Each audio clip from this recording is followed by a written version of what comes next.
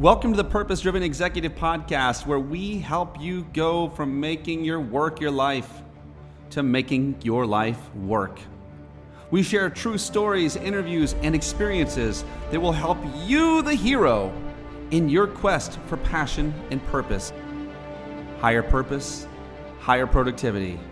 This is the Purpose Driven Executive Podcast. Purveyors of purpose. I am connecting you with someone that I enjoyed meeting a few months ago at a wonderful event put on out there in lovely Los Angeles, California. And gosh, I was behind my first cigar since the birth of my first son, and got into deep conversation with the one and only Craig Davis. And I'm just, man, this guy he's the real deal. He comes from what's inside and allows that inside compass to really guide and touch everything that's on the outside. He leads an army of butt kickers. And anytime you find a leader of leaders, you want to listen, right? But when you find someone who leads from his heart and from his true compass, you definitely want to listen. And so I wanted to connect you with the fire hose that is Craig Davis. Craig, don't tell us what to do, but say hello to the crowd. Donnie, you are too kind, man. That was a nice, very nice introduction. But yeah, hello everybody. And shoot, I love the way that you originally framed that. Nothing better than having a beer and a cigar and talking with a buddy and a good guy like you and whatever that content is. So we had an awesome conversation on these types of subject matters, and we're both passionate about it. And that form alone is, that should be the podcast, right? Come on, man. We should have had the microphone right there. I know. Funny enough is I got to go back, and the neat thing is, Craig, when people like yourself see the value in actually taking what's inside and putting it out there for the rest of the world to look at and maybe judge. You did that, and you invited me into your world. I love the blog, which is Street Level Leadership. I definitely want to talk a little bit about that as we go on. But all right, so before you tell us what you do, I want you to tell us, Craig, what does Craig Davis love? Aside from a good beer, a good glass of wine, I think for the purpose of what we're talking about, what do I love? I mean, I love the engagement. I love having these conversations. I love seeing the results of what we do together. And a lot of times it's the small things. It's not the big things, right? The big things kind of, they're known and they're seen and we high five and it's great and they're necessary. But it's what I love is seeing that kind of positive impact, that I'm able to have with somebody, whether I'm working with, whether it's family, whether it's friends, and whether it's, my coworkers. And doesn't necessarily mean it's someone I'm managing or leading, but it could be, from above and to the side and from below, what have you. So, it's that engagement with those around me, I would say. Love it. So I want you to paint for us a picture now, a little bit of what you do, just because I feel like that where you're at, what you do applies to any purpose-driven executive, whether you have one person on your team and it's you, or whether you have 300 people. It doesn't matter. But Craig, paint for us a picture, I think a little bit of the environment that you work in and in actually the world of where you lead. Yeah, well, you kind of said it earlier. I mean, a lot of my job is leading and managing the managers. So, specifically, I work for, company Finance of America Mortgage, and we're a national mortgage banker. And my role is running the West Coast for all of our retail branches, or what we call retail service branches. So all the branch managers throughout the branches essentially report up to, my regional sales managers and myself. And so from my management and leadership sort of purview, sometimes it's narrowed down to a very, very small group. And sometimes it's a very large audience. And so there's sort of a, you know, a back and forth. And, you know, I try to always, you know, I lead, you know, in that kind of servant leadership, you know, I would say, perspective. And so it's not hierarchy. It's not ivory tower. It's not, I don't care about the job titles and all that other stuff. Like I said, sometimes, you know, it's leading and managing with the janitor, and sometimes it's leading and managing with the CEO. You know, it's we're all in this thing together. We all have shared fate in each other's success. And, you know, I try to be a, you know, sort of a magnet, you know, to that compass, you know, as we all move forward together. Ooh, that's a term I want to dig into. And I love, like, Craig, one thing I will say about you is, you know, you'll find people who they create the narrative that you're working for me. And it never, I saw you working with some of your leaders. I definitely get the feel that the people that you have on your team are working with you, right? It's not, there's not a pyramid. It's more of a flat level plane. And sometimes you're leading from behind. Oh, for sure. And that's a great way to put it. I mean, yeah, gone are the days, you know, I mean, and it certainly should, you know, it's not, I work or you work for me. I mean, it's really the other way around. First and foremost, I work for you. Right. And, you know, that can be cliche. Right. But the reality is, like, I just go back to, and I'll leave with this message, is we all have shared fate. So we all have shared fate in each other's success. Therefore we work together. It's a business partnership. Right. So I think with that mindset, and I coach and I lead with mindset, and establishing, you know, those parameters and kind of setting that table. Right. I think it helps build trust, and trust isn't given, it's earned. It's always earned. And so that's, you know, I've always just sort of naturally led that way. I think as I've, you know, certainly advanced in my career or become wiser, you know, in what I do, I reflect, and then I kind of think about that and like, oh, that probably makes sense, but it's not like I set out to do that. Right. It's a natural, you know, and I think those around me, those I work with and those around me, they lead similar ways. And so we feed off each other in that too. So take me here, Craig. It's usually not just some gilded path that we get to walk on, right, into leadership.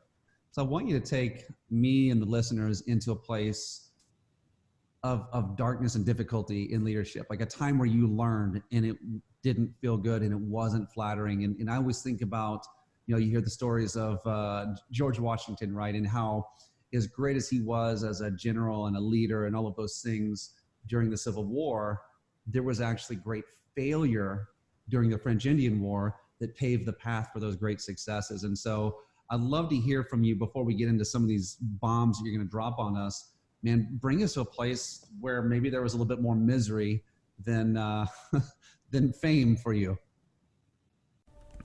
Hey, thanks for being someone who is on this journey of purpose with me. And I am with you, my friend, and I've got something for you. Have you ever been moving towards purpose and sometimes it just looks like a big mess? Sure you have. We all have. And the reality is we're usually not going to get to a destination unless we have a roadmap. And that's exactly what I've created. If you will go to purposedrivenexecutive.com, you can get it for free. And this is the culmination of all of my studies, all of my coaching, all of even my own personal living. And I've created a very visual, very easy way for you to map out your purpose. This is for you. This is for people you're leading. This is for your family. Go on over right now, purposedrivenexecutive.com, and get your free map of purpose. Yeah, well, no, for sure. I mean, you know, I call it's scars on the back, right? I mean, and I think, you know, you get those scars in the back and sometimes you didn't even see it coming, right? Or scars or arrows in the back type of thing, right?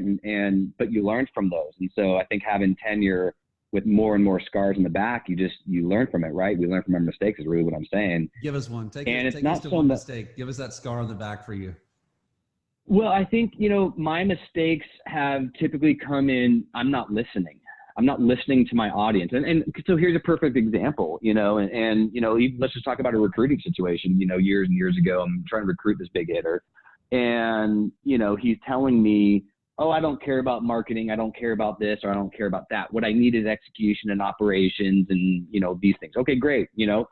Let me solve for that, and we're excellent here, and we do this. And so, okay, if you don't care about marketing, let's not worry about that. But I wasn't really listening, right? I was talking more, right?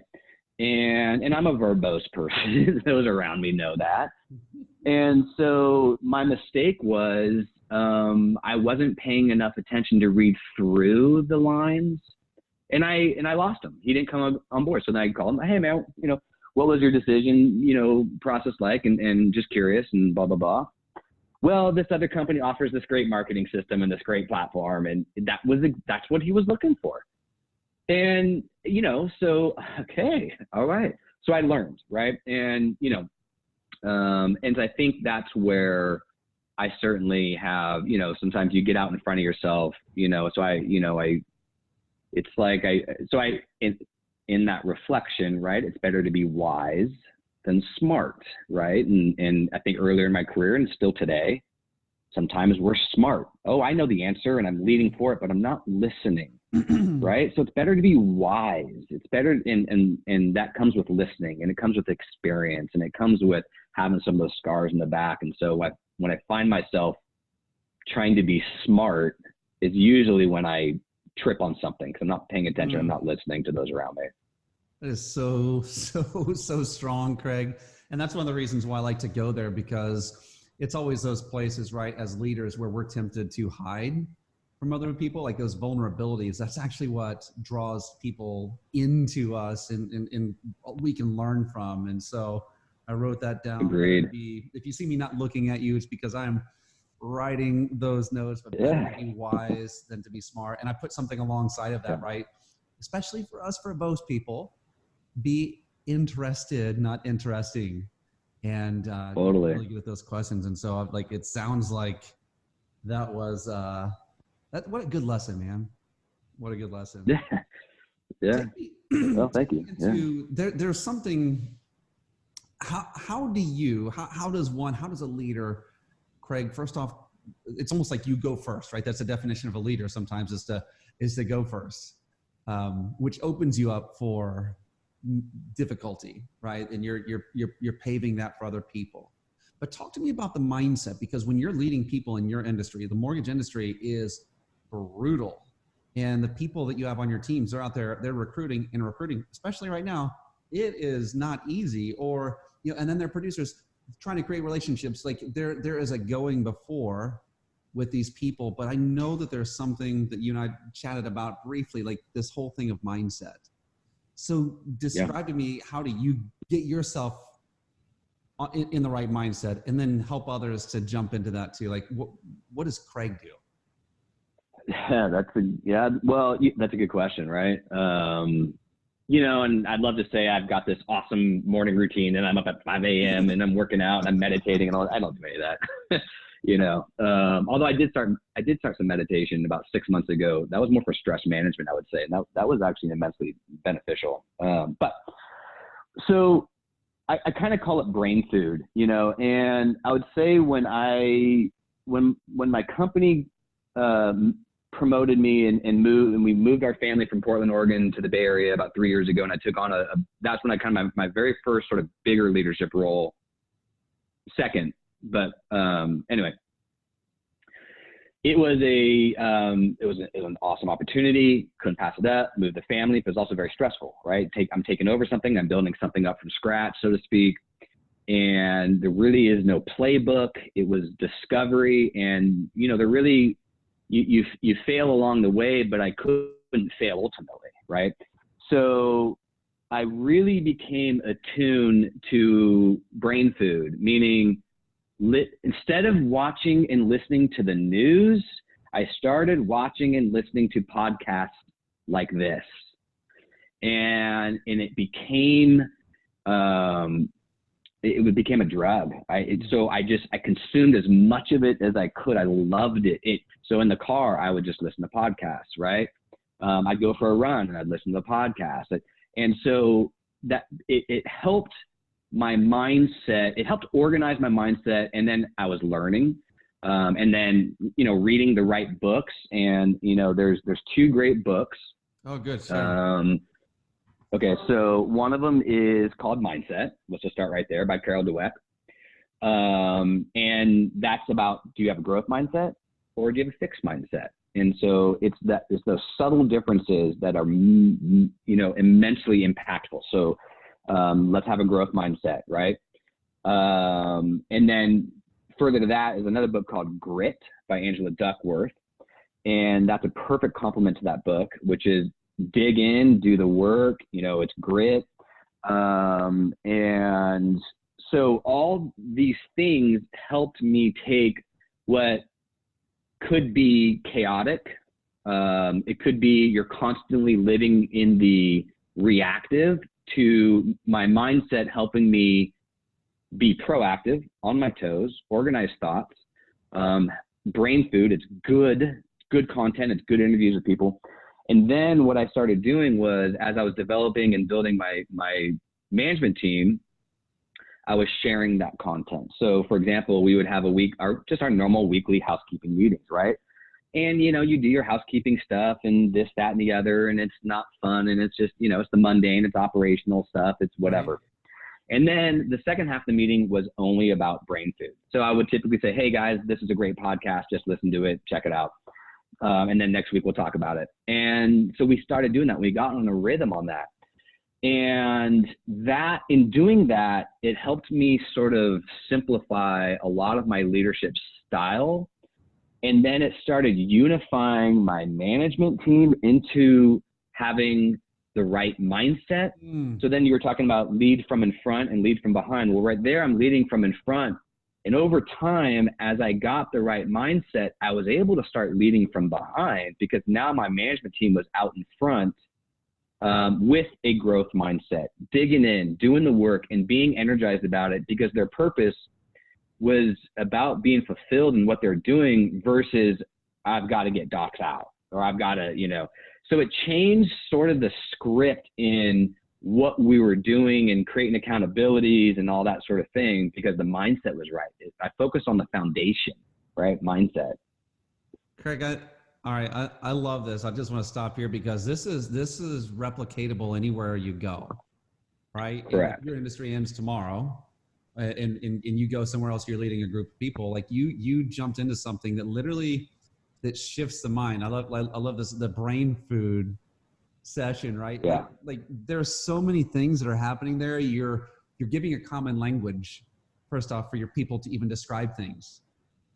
Next off, you're moving outside of, right, the operations, the day-to-day things that we can all feel busy in, and you're enlightening, and you're bringing, right, light into the world of people. And we all need it, because if we don't have it, it just becomes like drudgery, what we're doing. And so what a cool thing, man. Yeah, that's a good summation. I mean, yeah. And again, it's not like I didn't have this playbook of do this. It happened naturally.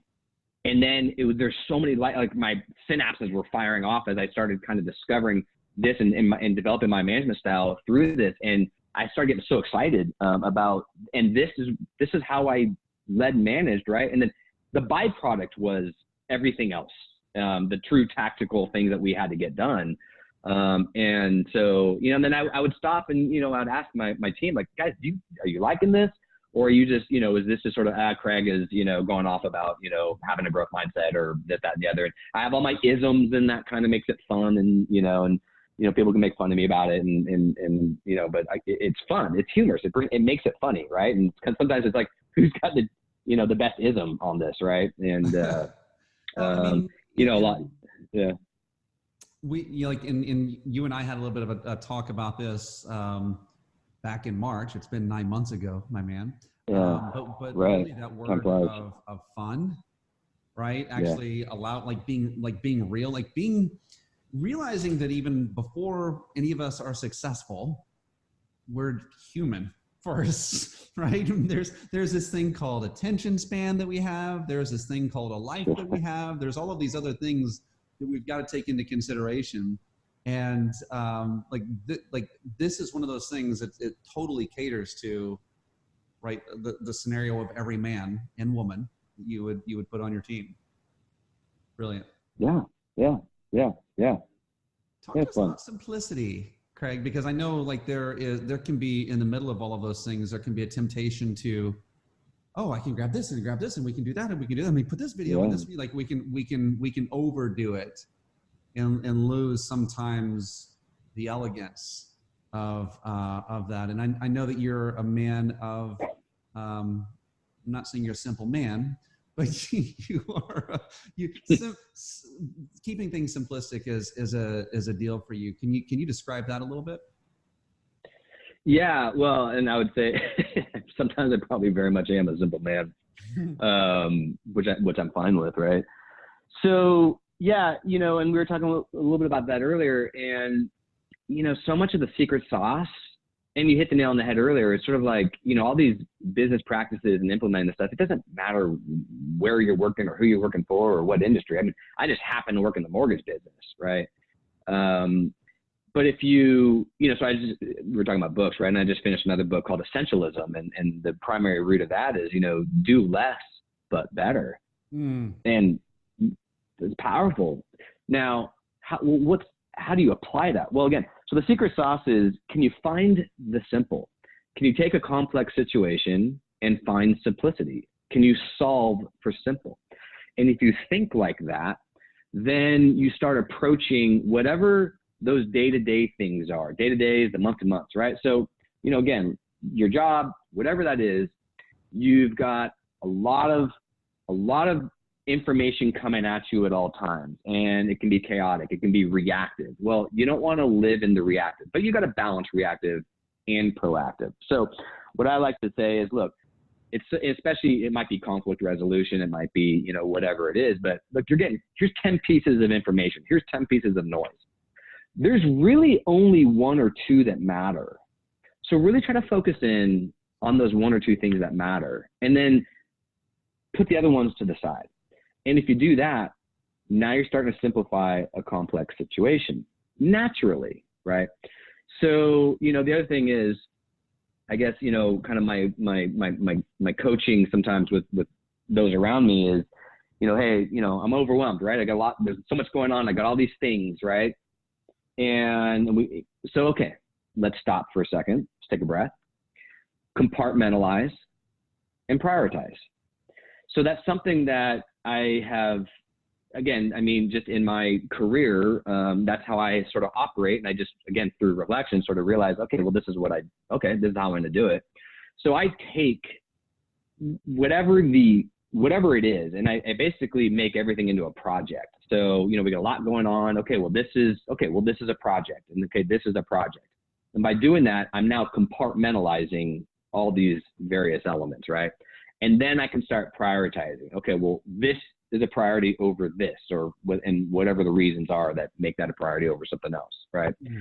And then let's just go into project management mode, right? All right, who's leading it? Who's my village? What resources do I need? You know, when we got to complete this? Is this an ongoing thing?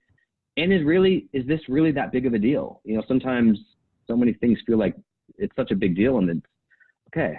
Hold on a second. It's not. We just have two things we got to solve for. Let's just solve for that. The rest takes care of itself. Mm. So all of a sudden, it's like, I mean, literally, I go through this with teams and myself. And it's like the oxygen just comes back in the room when you do that. And all of a sudden, what became a very overwhelming situation, all of a sudden just like, oh, okay, we got it. Okay, great. Awesome. Yes. Listen, and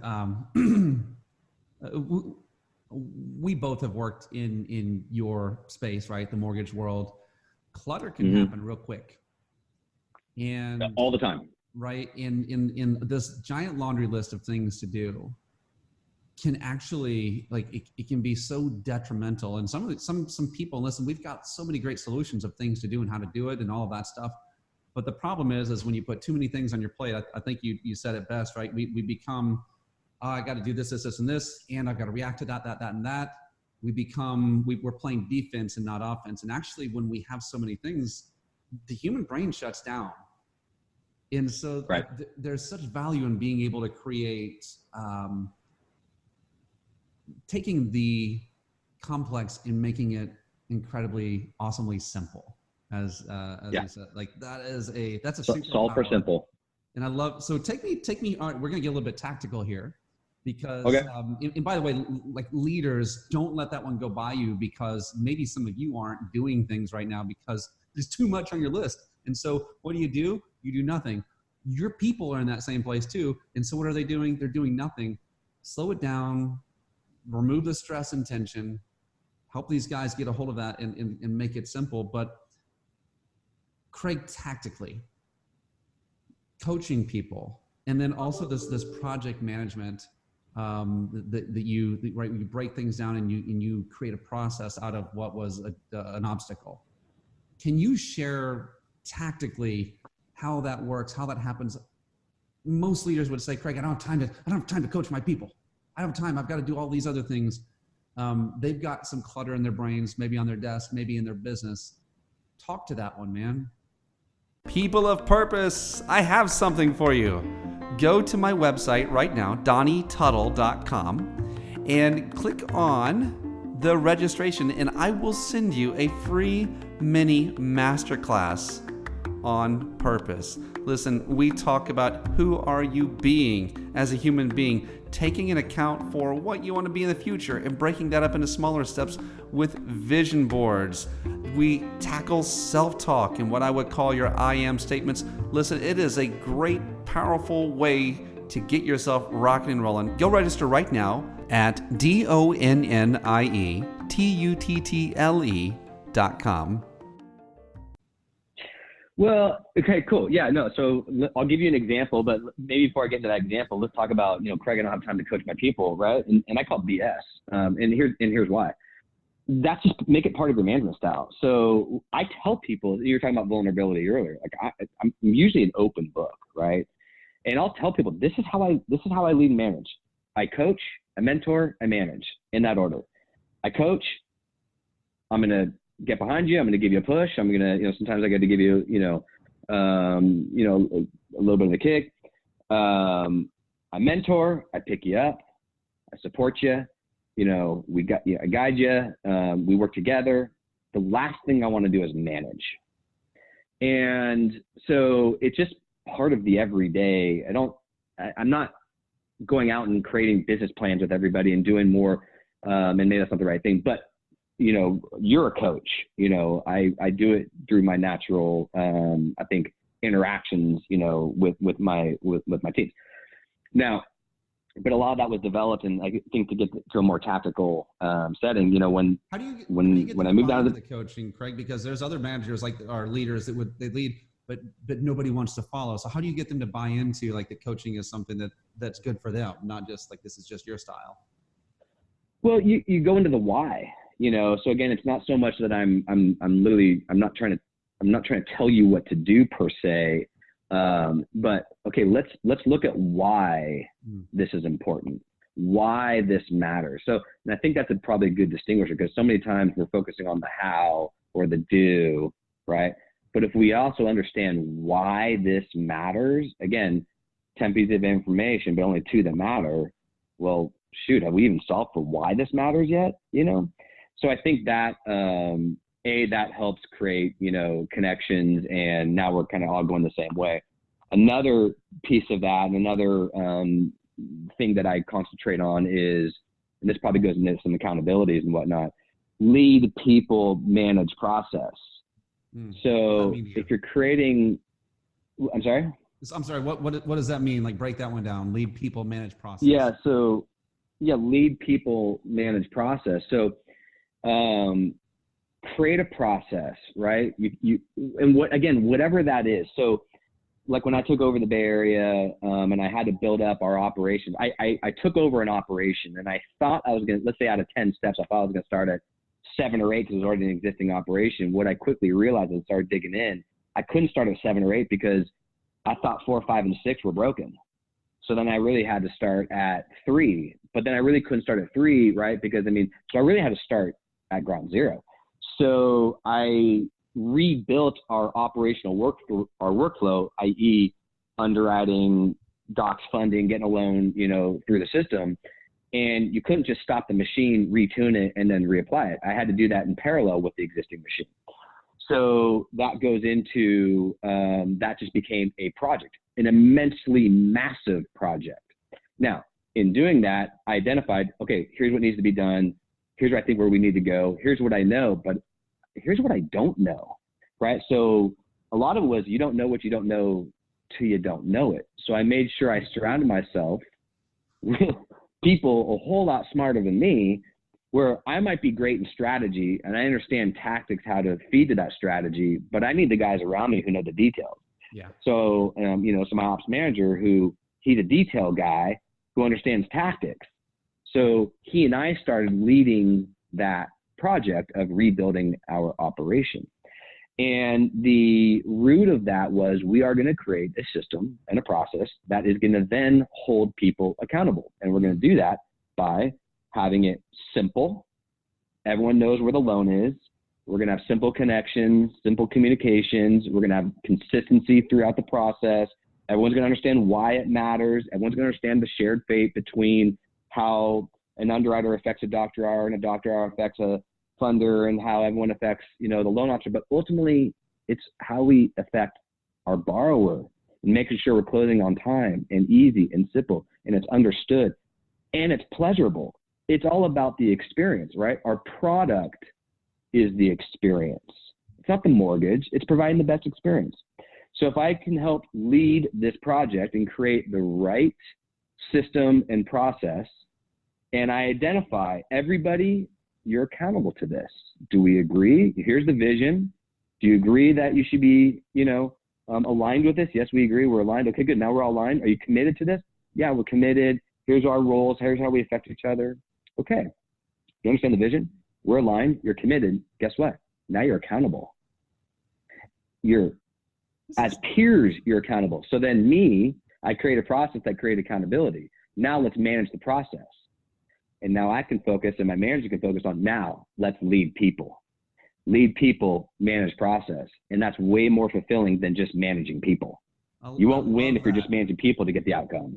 I love that. Here's the funny thing, Craig. A lot of people act like it's an either or, right? They say, oh, I manage, or other people like, oh, I don't manage, I lead. But both are, like, if you're going to go somewhere, you got to have both, right? And I wrote down, like, it's interesting because what you gave, it's essentially the same way that we stick with anything. So it's a way you can stick with a diet. It's a way we can stick with a recruiting plan, or a growth plan for your business, or whatever. And you said the 3 things. You said simplicity, right? Yeah. And, like helping people understand why they're committed. So it's attached to their yep. Right? Their goals, dreams, wishes, desires, and their why.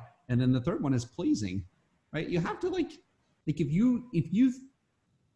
if someone wakes up and they think, like, I'm going to make this boot camp, and everyone's going to want to be a part of boot camp.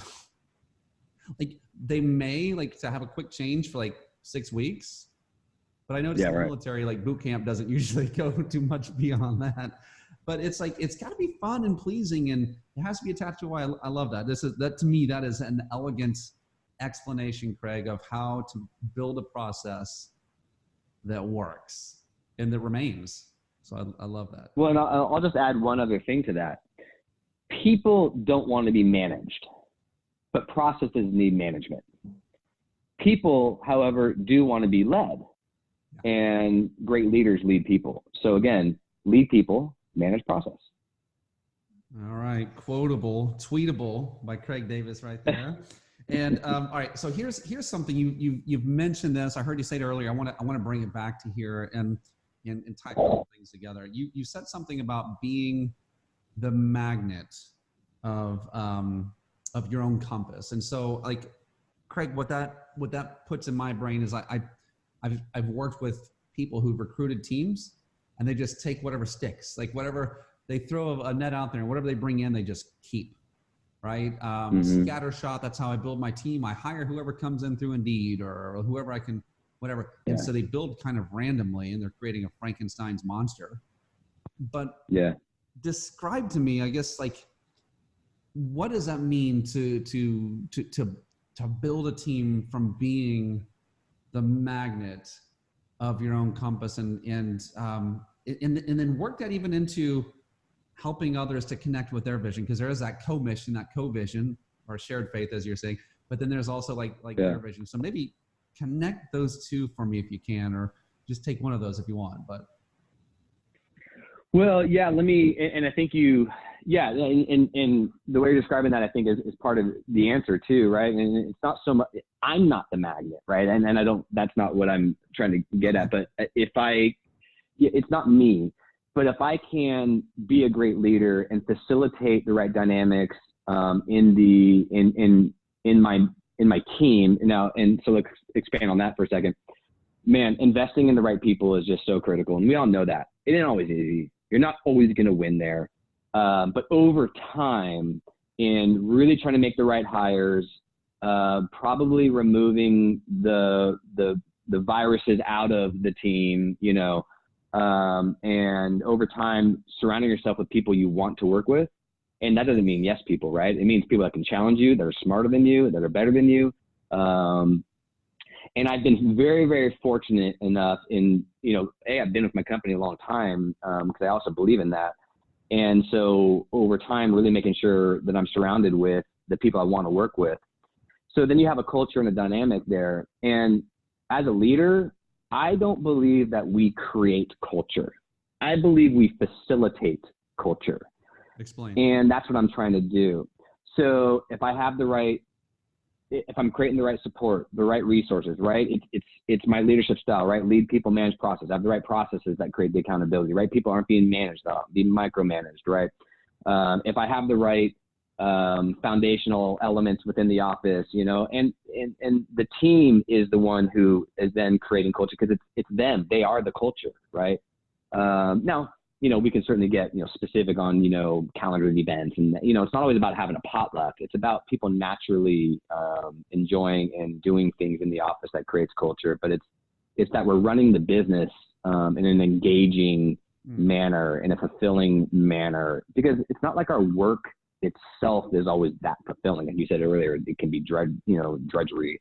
But all the other elements that feed into that give you a better purpose. And so I concentrate on all that stuff. So again, if I'm simplifying things, if I'm acting in a manner of a mentor and a coach and a manager last, if I'm leading with servitude, if I'm having fun, if I'm vulnerable, if I'm, making fun of myself, it's authentic, and I think that authenticism is what is, feeds into that. So all of those things is the magnet, right? Now we have to get that out there and make sure we're attracting the right people to it, but it's everything added together that I think is the magnet.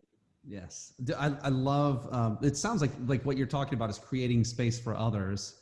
And this is like the big boy version of when we said earlier, like, be interested, not interesting. It's like, you're creating a space for other people to be the heroes. You don't have to be that anymore yourself. You're giving a good groundwork and good processes, and you're letting their creativity really define your culture. That's phenomenal. Hey, we are so much stronger together than we are by ourselves. Come on, 100%. Come on. So, all right, we are we're rounding third base. We're kind of headed home, and I wanted to see if there was any just little tidbits of impact. So I'm going to ask you for a few different things. First off, is there any technology that maybe is outside of what you've created? Any technology that you've grabbed hold of that has made your life, your work better and easier, more effective? Oh man, technology. Well, I'd say my whiteboard is still sometimes my best technology, because that's where I sort of, I'll start throwing up my ideas, right? And then I use that to start orienting and organizing my projects. So sometimes it's my notepad and my whiteboard, to be honest. That's awesome. Do you know what's on the other side of this camera right here? Your notepad.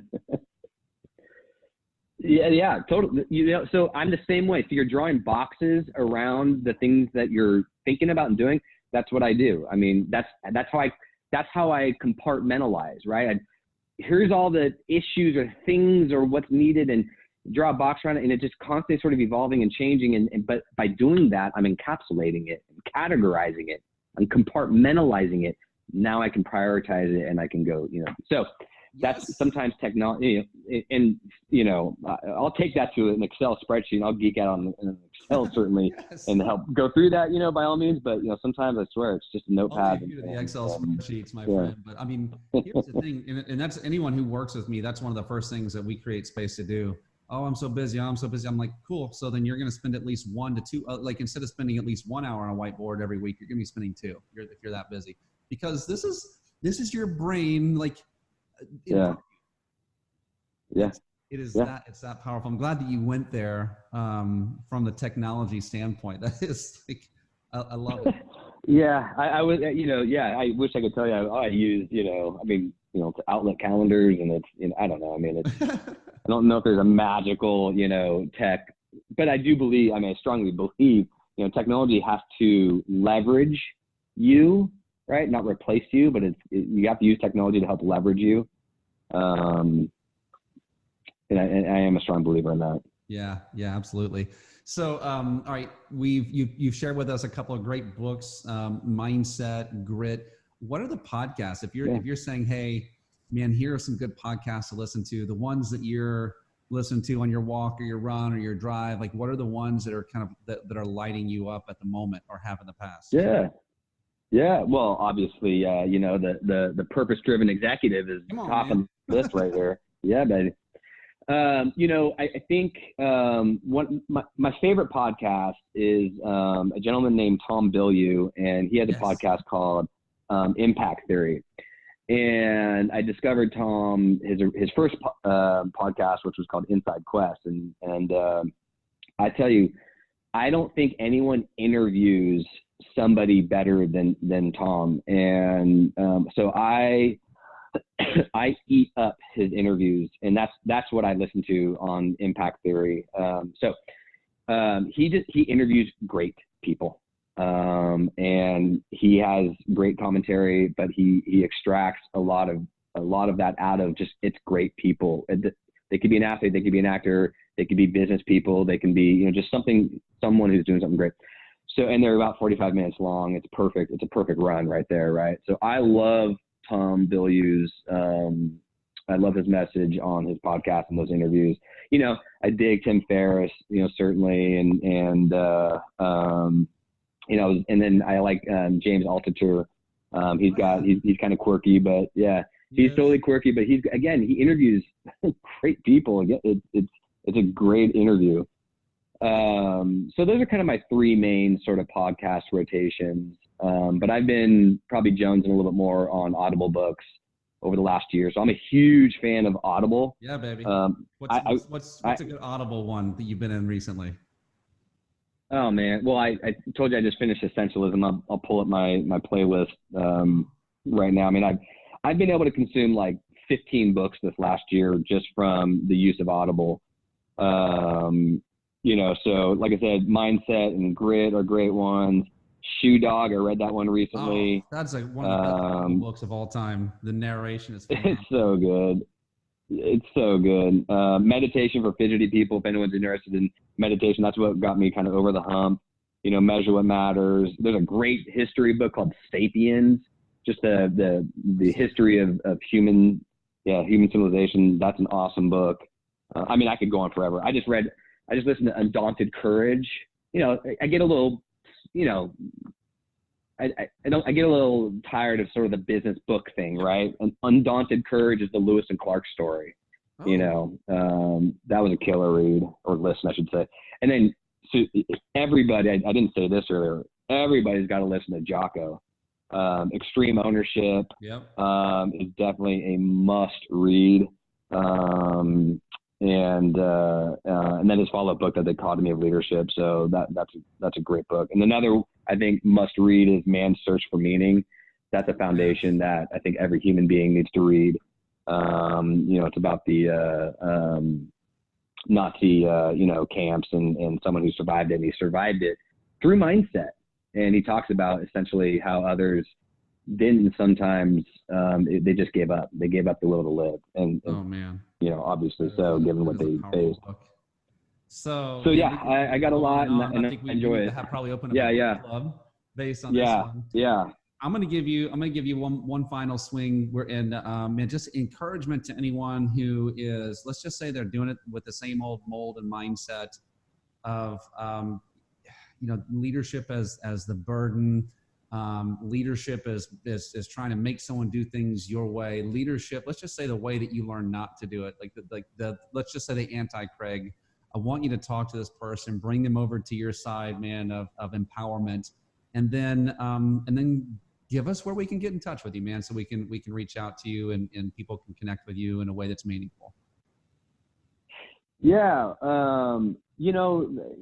sometimes leadership can kind of be cliche too, right? Like, I love leadership. That's a cliche statement. And what does that really mean? And I think this was a great interview to sort of extract, I guess, really what it means, or at least my purview of it. And so, and I believe that everybody is a leader. I don't care what your title is. I don't care what your job position is. And that was really the concept of street level leadership and my blog and these articles I started writing, was just articulating kind of what we talked about and some of these thoughts.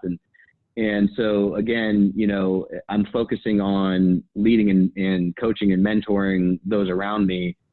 I don't care what your title is. I don't care what, are you directly actually reporting to me or not?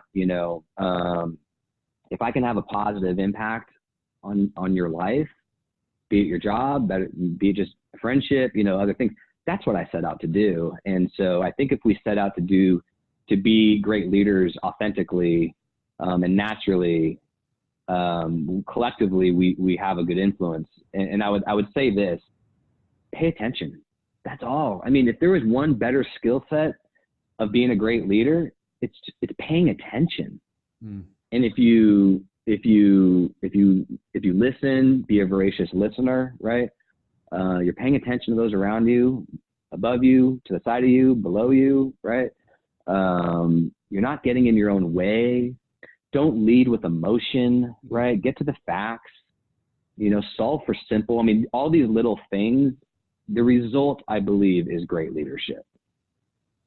Craig Davis, my man, it has been so much fun hanging out with you today. One final thing, man, where can people find you? Where can they find street level leadership? And talk to us about that, and we'll And no, I'd love to connect with everybody. Anybody, over LinkedIn is probably my only real social media outlet. I don't really do the Facebook, and I'm not really that engaged there. But LinkedIn, and then you can always check out streetlevelleadership.com. One of my first goals on my one-page simple business plan is to start writing again. I love doing it. I love sharing this. And so I'll be looking to re-engage and build street level leadership, back up. So I appreciate, Donnie, you've always been right there and kind of behind me, and you've been coaching me, giving me a little kick in the butt too. And I need it, and I appreciate it. And so that's a big goal of mine. And I certainly love the conversation. I enjoy this. Like I said, going back to our very first part, I love sitting back, let's have a beer and talking about, it's not always just talking about leadership, right? But that's sort of the byproduct, right? It's, family, work, life, whatever. It's engaging. I dig it. Well, next time we'll do this with a can of the brew, yes, or a bottle of the brew, rather than of the water. We'll just have to do it a little bit later in the day, especially on your side. So that's okay. Halloween was last night, and the water is needed right now. Yeah, and hey, listen, and both myself and Craig, we are reminding you guys, most men, the massive men, are leading lives of quiet desperation, and they go to the grave with their song still in them. And find a way to go out there and release that magic. Go out there and, just like Craig is committing to, street level leadership, find what you're committed to, release that on the earth. We need you to be you. Keep living on purpose, guys. Right on.